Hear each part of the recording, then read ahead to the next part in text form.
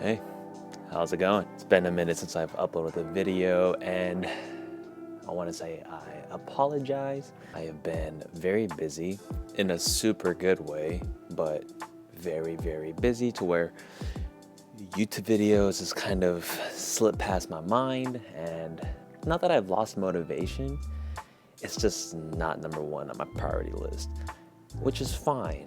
I'm not trying to become a full-time YouTuber. This is just something fun that I love to do. But there's also a lot of things I love to do. Everything I do in my life has been revolved around doing what I love to do. Who's calling me? Yo, what's up? Okay, I bet. That was Chewy. Told me he's on his way. It's been almost exactly 2 years. I think December 14th of 2023 is when I posted the video at 100,000 miles. I am now at 149,000 and like 500 miles, something like that. Was gonna make this video for 150K. Obviously you can see I never hit 150K, but we're gonna talk about a lot of things that have happened in the last 2 years around this car. But before we get into that, I want to preface on the things that I am busy with is 1, rapping, which is like my full-time source of income. 2, Kingdom FC, which is a soccer team, a semi-professional soccer team that is faith-based, that is started with my co-founder Jordan Foster. And you know, season has been crazy. It's been a lot of learning lessons, and I do all the marketing for that, so I'm super busy with that. 3, I do marketing, social media marketing for Auto Impressions, which is a company that does tint, PPF, and ceramic coating here in the Central Texas area. If you need tint, PPF, or ceramic coat, definitely hit them up.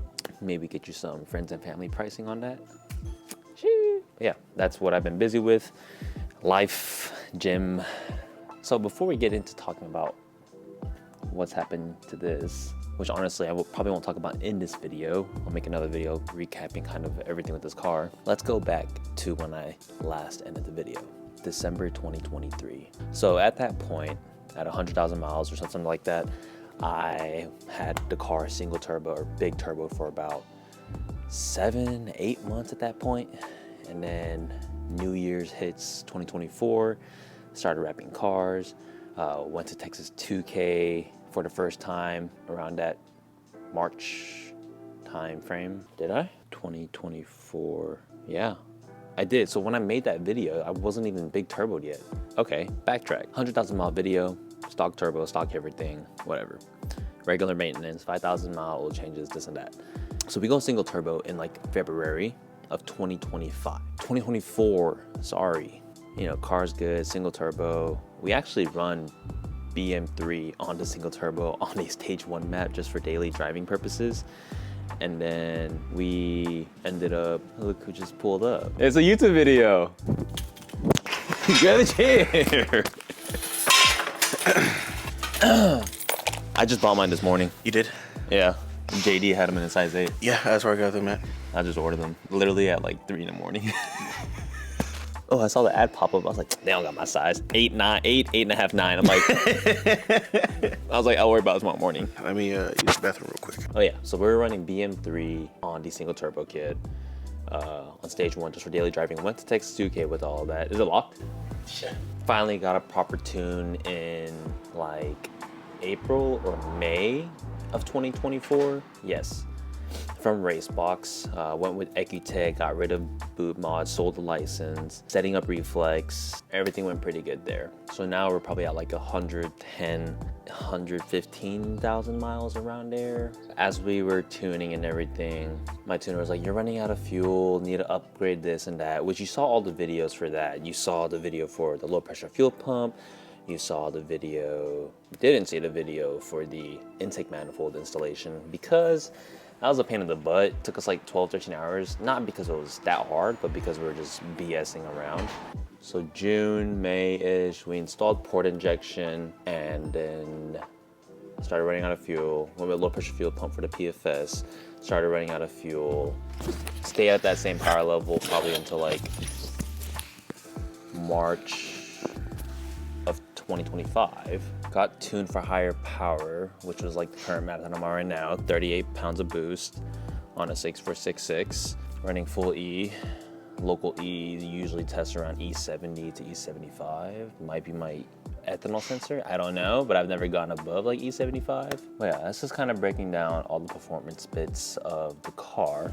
But let's go through some of the stuff that I've done to strengthen the platform. So, all right, before I go any further into this video while I'm editing, I missed two key components. One of them, a part of this strengthening the drive shaft part, I actually built the transmission before strengthening anything else. So the built transmission happened at around 125,000 miles, which was December of 2024, which is honestly like a 1-year anniversary. It's been running fine, been strong, haven't done any fluid changes. We do have a aftermarket transmission fluid oil pan, but it's not any crazy one. It's literally Amazon A premium. Holds a little bit more capacity of oil or fluid, but it's running fine. Probably gonna change the fluid soon, but talk about that later. Yeah, so we're gonna go back to the video now, and I'll come back one more time because I did forget one more key part. you guys have obviously seen the whole drive shaft video, the drive shaft braking, the car braking. None of it has really ever been an issue with the chassis and how many miles are on it. It's not the issue. It's me. I'm the issue. One, the reason why I went upgraded drive shaft obviously was to just strengthen that part of the vehicle because they're pretty weak. They can twist, they can spaghetti, they can snap. So as we were doing that, everything went fine, kind of. The whole strip nut, which really wasn't even stripped. Well, we did strip it, ended up buying a new one, but the drive shaft was fine. That wasn't the problem, because when I went to go test the car out, do two digs, on the second one, the transfer case spline is what snapped and sheared. Yeah, that was probably one of the more costly repairs I've done. The transfer, I have a whole video, put a link right here. Is it there? It's right here. Right there. Having a cost breakdown in the video. I think it was probably like $1,600 worth of repairs slash upgrades that I did. 1,500, maybe 2,000. That was stupid. Did motor mounts since the last video that I did with 100K miles. Motor mounts were definitely shot. Transfer case mount was shot. Rear diff, we replaced the rear differential bushing with a solid one. You know, just has less play. Doesn't feel any different than stock, realistically. But yeah, so, you know, the car makes probably just north of 800, shy of 800. I don't know, I've never dynoed it, never cared to. Yeah, the car's been great, 150,000 miles. See some oil shavings here and there in my oil, but still pushed it. Never had a problem. Mosquito, let's see it. Oh, it's right there. Oil, yeah. Yeah, no, I was having metal flakes in my oil. Wasn't bronze, so it doesn't signify that it was bearing wear. I think it could be the cam lobes or whatever wearing off. Could be piston rings. I don't know.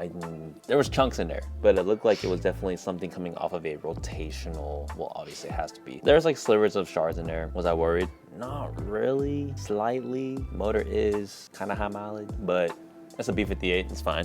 Oh yeah, we did get bead locks for a car. You guys have seen all the videos from the past. You know, if you haven't, just go from the 100,000 mile video to where I'm posting this right now, and that's everything that's happened. I really haven't covered much from, I think May, June, from when the transfer case broke, but nothing really happened throughout that time frame because it's just too hot in Texas to do anything. Weather finally started cooling down. It is November right now. Had a couple of cold fronts. We ran our fastest 60 to 130. All right, one more time. So this part, I totally forgot to mention that I did install bucket seats in my car. A lot of y'all might wonder, why would I do that? It is a SUV mom car. Why do you need to put bucket? Because I'm trying to shave all the weight I can. At this point, I don't care. People are like, oh, full weight. Yeah, cool. But scientifically speaking, you go faster if you weigh lighter. Obviously, if you have traction, we're talking about a 4,000 pound car. If I can shave off 60 pounds off the car, cool. And not gonna lie, I think it's kind of cool having bucket seats in an SUV. People are gonna hate. I think it's cool. Who the heck sees bucket seats in SUVs? Nobody. That's why I did it. And then I'll insert some clips with this. But yeah, this should be the last of my interlude. Interject in the video.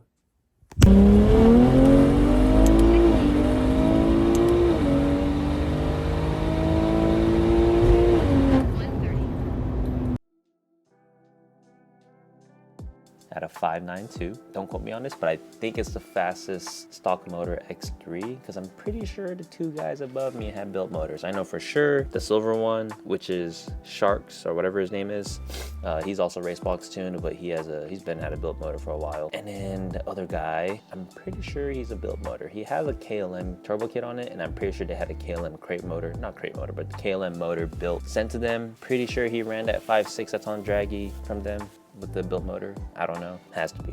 What else is there to talk about? You showed the audience a real car? Huh? Have you shown the audience no, a real I car? haven't. That's what I was about to do. Oh, so since this is down, and I have no other way to commute, well, I had no other way to commute until I got this car. So this Here we go, is... Alex Works. Oh. Alex Works. Alex does everything. Fanatics. We got a real car now. Nothing that's gonna blow up like that. It didn't blow up. Honda K28-2, 6-speed, no AC. Fake Type R wing. Really is a base model, but we put the Type S model on there. Just like how these BMW guys with the M badges, putting them on the 330i's and the 328i's. Wrap coming soon. Alex Works in the work. I put this on here earlier. No, you didn't. Right there. Raised Graham Lights lug nuts for no reason. Goodyear. Goodyear tires. Wait, what the heck? Fog lights, cooked. Front lip, Mugen front bumper with the lip combo coming soon. I'm gonna get this guy right. There's no turbo build coming to here. This is just a daily commuter car for my boy Alex. Yeah. Okay, so I'm probably gonna end the video here. If you guys want to see content on the RSX, which I'll still probably end up uploading, I just don't know if I'll have the time or even energy to want to record it. We can record it. I'll post it. The reason why I picked this car is because I feel like everybody in their life needs to own a Honda, especially a K-Series motor. Whether you want to keep it NA, whether you want to boost it, it's cheap, it's reliable, it's a Honda.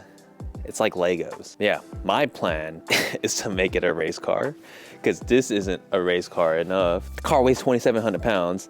The X3 weighs 4,300 pounds. It's front wheel drive, which I kind of want to have fun with the torque steer, you know? I've dumped the clutch a couple times. It's kind of fun. It's really fun. It takes corners like a champ because it weighs less than this guy. K28-2, 213,000 miles, which is crazy because that's a 2003. This is a 2019 and it has almost 150,000 miles. I want to wrap it. I do have wheels on the way. So yeah, there's a lot of things that I could do to clean this car up, which I will do. I just got to figure out where I want to put my money, and lately it's been going into the Acura because of Black Friday.